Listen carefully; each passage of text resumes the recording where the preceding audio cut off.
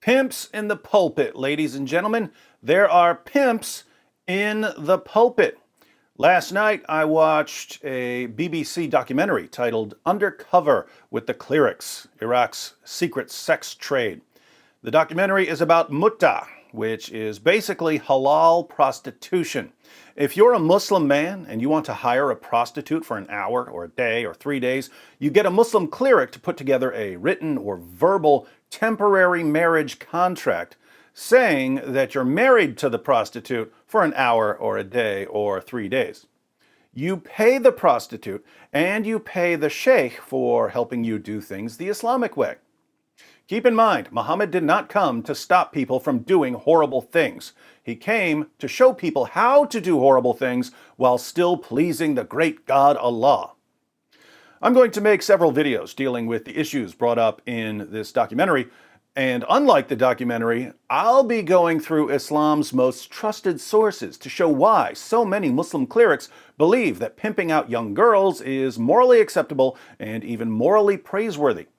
But in this video, I wanted to address the attempts of British Muslims to cover up the scandal and to have the documentary taken down.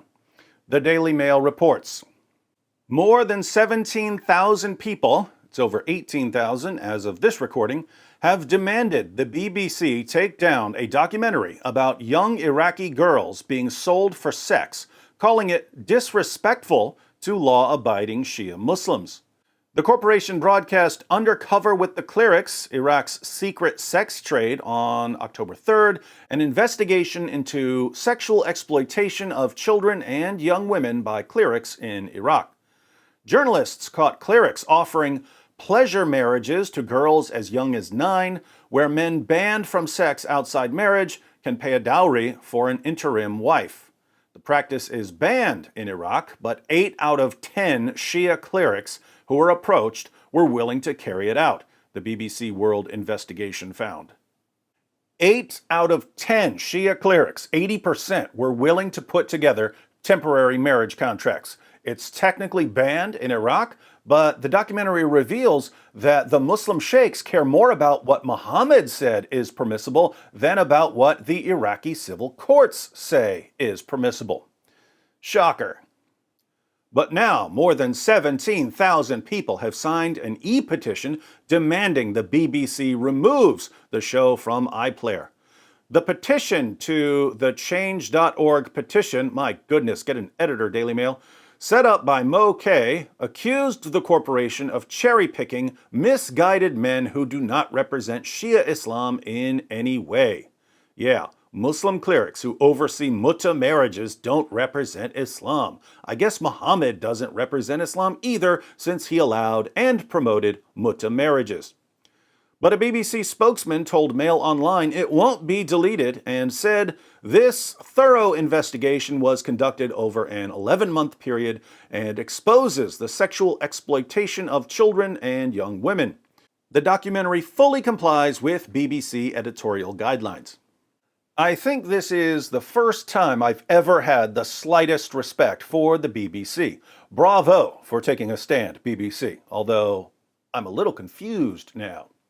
The BBC exposes the Islamic practice of mutta and the sexual abuse of Muslim women and girls in Iraq.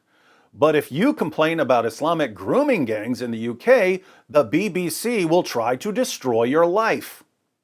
Why is that? Is it because the victims in Iraq are Muslim girls and they're worth defending, while non-Muslim British girls aren't worth defending? Sorry, this is just my inquiring American mind trying to make sense of that hypocritical cesspool masquerading as journalism in Great Britain. The petition said the program was made to tarnish the image of Iraq and Shias worldwide. It claimed the women and girls in the show did not know that it was being used to belittle Shia Islam, and their words would be used against their faith. I didn't catch one criticism against Islam or against Shia Muslims in the documentary. The emphasis was on Shia clerics who are pimping out women and girls. The idea that the BBC, one of Islam's greatest defenders in the West, is suddenly attacking Islam and Muslims is so utterly absurd that we might start wondering about the true motives of the people who want the documentary taken down. The petition reads, "To the BBC, when we asked for representation, we weren't expecting this mockery." Again, I'm no fan of the BBC, but there's no mockery in the documentary. If you want mockery, check out my channel. I'll put a link to Islamicize Me and Muhammad's Boom Boom Room in the description box. I'm happy to give the petitioners a free lesson in true mockery. The BBC have recently published a documentary titled Iraq's Secret Sex Trade, in which they go undercover to reveal the heinous crimes committed by a number of men who claim to follow the Shia faith. Instead of making a documentary about the world's largest peaceful annual pilgrimage held in Iraq, hosting 20 million people each year, the BBC have decided to cherry-pick a handful of misguided men who do not represent Shia Islam in any way, shape, or form to tarnish the image of Iraq and Shias worldwide. Please sign this petition if you stand with the Shia Muslims who feel that their religion is being gravely misunderstood. This is not just embarrassing, it is the utmost disrespect. To implicitly label us all as compliant with child prostitution is an absolute disgrace. Those who partake in these acts are not our Shias. Classic response.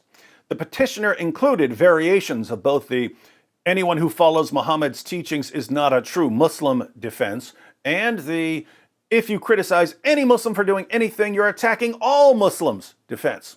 Gotta love the classics. But think about how disgusting this petition is. There are Muslim clerics literally pimping out Muslim women and girls in Iraq. The Iraqi government is not stopping it. Iraqi police are not stopping it. The Muslim population is not stopping it. So the BBC, which historically shields these kinds of abusers from criticism by attacking anyone who exposes them, suddenly gets an injection of integrity and shines a light on what's happening in Iraq. And British Muslims respond, "Stop it! Take down the documentary! By criticizing Mutta, you're attacking all of us!" Well, if the BBC stops shining a light on Muslim clerics pimping out women and girls, and no one else is doing anything about it, what happens to the women and girls? What happens to the clerics? They'll just continue doing what they've been doing. Nothing will change. Ironic that this is a change.org petition. If these petitioners had the slightest concern for the women and girls being victimized by halal pimps, they would want these clerics exposed. They would want the women and girls protected. Instead, they want journalists to look the other way so that Islam can do what it does best: destroy the lives of women and girls. Side note to the petitioners. If you don't want people knowing about the sexual abuse going on in places like Iraq, it's probably best to avoid petitions.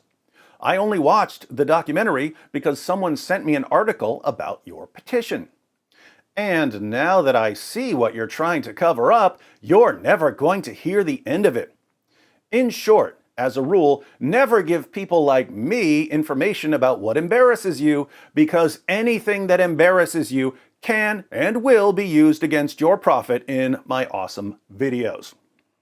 As part of the show, BBC Arabic's Nawal al-Maghafi explored claims since 2003 Iraqi women have been trapped into prostitution and pimped out by the religious elite.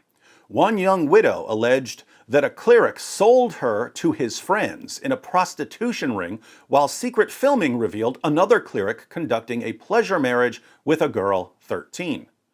In Karbala, Iraq's most important religious city, the undercover reporter is introduced to a cleric who claims pleasure marriage with a child is halal. 9 years old plus, there's no problem.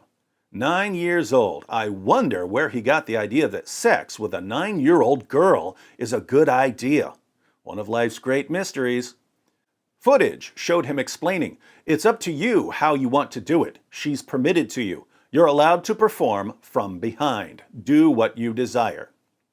You're allowed to perform from behind. He was referring to anal sex. Multiple clerics in the documentary said that anal sex with the little girls is perfectly acceptable.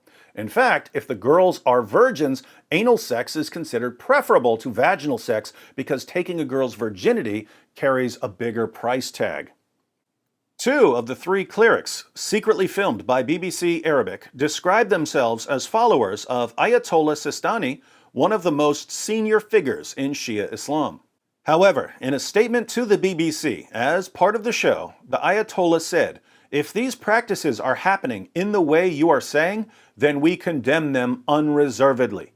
Temporary marriage is not allowed as a tool to sell sex in a way that belittles the dignity and humanity of women."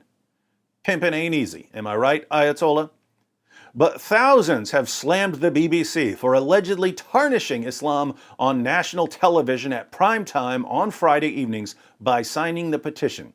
The petition accused the program of ignoring the world's largest peaceful annual pilgrimage held in Iraq, hosting 20 million people each year. Just ignore all of the women and girls who are being turned into prostitutes by Muslim clerics in accordance with Islamic law. Instead, focus on the annual pilgrimage. Nice. Tell me more about how your religion is such a benefit to humanity. Notice that the Ayatollah pretends that he's condemning muta without actually condemning it. He doesn't say temporary marriage is not allowed. He doesn't even say temporary marriage is not allowed as a tool to sell sex. He says temporary marriage is not allowed as a tool to sell sex in a way that belittles the dignity and humanity of women. So tell me, Ayatollah, how do you pay a Muslim girl or woman for sex for an hour or a day in a way that doesn't belittle her dignity and humanity? Nothing belittles the dignity and humanity of women and girls like Islam does. And if Muslim men want to try to cover up the sexual exploitation of Muslim women and girls, then it looks like non-Muslims are going to have to speak out for Muslim women and girls. More to come on this documentary.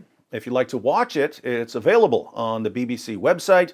I think the link only works if you're in the UK, but I'll include it in the description box for those of you in the UK. If you're outside the UK, you can watch it on Amazon Video and some other sites. I'll include those links as well. After we explore the sexual abuse of Muslim women and girls in Iraq, maybe we'll take a look at the sexual abuse taking place in Pakistan and in Afghanistan and in every other part of the Muslim world. Then we can think about how this pattern of sexual abuse is connected to Islamic grooming gangs in the UK. Finally, we can try to understand why the spread of Islam is always accompanied by the spread of sexual exploitation and abuse. Hint: if you take one of history's most prolific perverts as your ultimate role model, you're going to get problems like this. Stay tuned.